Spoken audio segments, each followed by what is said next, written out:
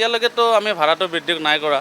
ভাড়াটো বৃদ্ধি কৰাটো অসম্ভৱ, সকলোৱে নিদিব। বাছৰ বৃদ্ধি মানে সকলো বস্তুৰে মূল্যবৃদ্ধি হ'ব, গতিকে চৰকাৰে যিমান পাৰে এইটো চাব লাগে, মূল্যবৃদ্ধি কমাই ৰাখি। 5,000 টকা হৈছিল, তাৰে 3,000 টকা তেল ভৰাইছিলোঁ, 2,000 টকা আমি ভগি আনিছোঁ। এতিয়া সেইখিনি পইচাও আমাৰ নাথাকে। দেখা গৈছে যে কালিৰ পৰা বাছসমূহৰ বৃদ্ধি হৈছে ভাড়া। কি ক'ব এইখিনি ক্ষেত্ৰত কি ক'ব? কি ক'ম এতিয়া, আমি এতিয়া চৰকাৰকে দুখো আৰু কথাটো, কিন্তু বেলেগ আৰু কি ক'ম। আমি যেতিয়া চলিব নোৱাৰোঁ, আমি মোৰ এজন ড্ৰাইভাৰ এজন, আমি এতিয়া য'ত আগত পাইছিলোঁ ধৰ 5,000 টকা হৈছিল, তাৰে 3,000 টকা তেল ভৰাইছিলোঁ, 2,000 টকা আমি ভগি আনিছোঁ। এতিয়া সেইখিনি পইচাও আমাৰ নাথাকে।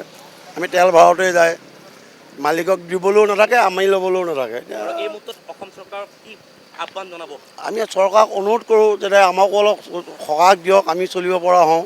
হয়, বাছৰ বৃদ্ধি মানে সকলো বস্তুৰে মূল্যবৃদ্ধি হ'ব, গতিকে চৰকাৰে যিমান পাৰে এইটো চাব লাগে, মূল্যবৃদ্ধি কমাই ৰাখি জনসাধাৰণক সকাহ দিব লাগে। এইটো অসম চৰকাৰে চাওক আৰু যাতে জনসাধাৰণৰ কোনো অসুবিধা নহয়, নিজৰ হেৰিয়ত যাতে চলিব পাৰে, সেইটোকে আহ্বান জনাইছোঁ আৰু। আমি যোৰহাট। উজনিমুৱা বাছসমূহৰ দাম বৃদ্ধি হৈছে ইতিমধ্যে, হয়। যিসমূহ আচলতে আগৰ 700 যদি আছিলে এতিয়া 800 হৈছে। কি আহ্বান জনাব ৰাজ্য চৰকাৰকে? এতিয়া এইবিলাক কমাব লাগে আৰু এনেকৈ বাঢ়িলে আমি যাম কেনেকৈ, কি কৰিম? হয়, এতিয়াতো যথেষ্ট তেলৰ বৃদ্ধি হৈছে, তাৰ প্ৰতি লক্ষ্য ৰাখি এতিয়া ভাড়াটো বৃদ্ধি কৰাটো বঢ়োৱা সিদ্ধান্তটো চলি আছে, কিন্তু বৰ্তমানলৈকে কোনো সিদ্ধান্ত হোৱা নাই। কোনো সিদ্ধান্ত প্ৰশাসনৰ পৰা কোনো সিদ্ধান্ত হোৱা নাই। এতিয়ালৈকেতো আমি ভাড়াটো বৃদ্ধি নাই কৰা।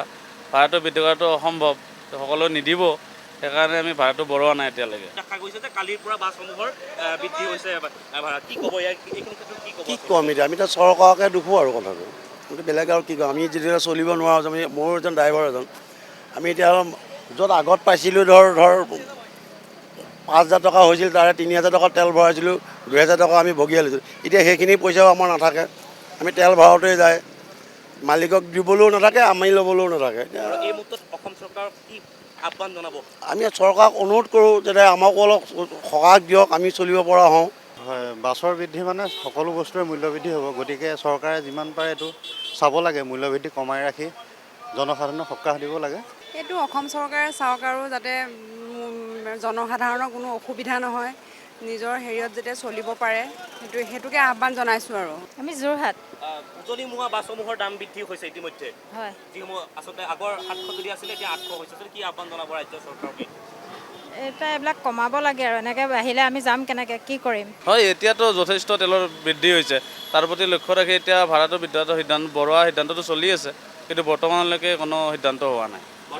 কোনো সিদ্ধান্ত প্ৰশাসনৰ পৰা কোনো সিদ্ধান্ত হোৱা নাই। এতিয়ালৈকেতো আমি ভাড়াটো বৃদ্ধি নাই কৰা।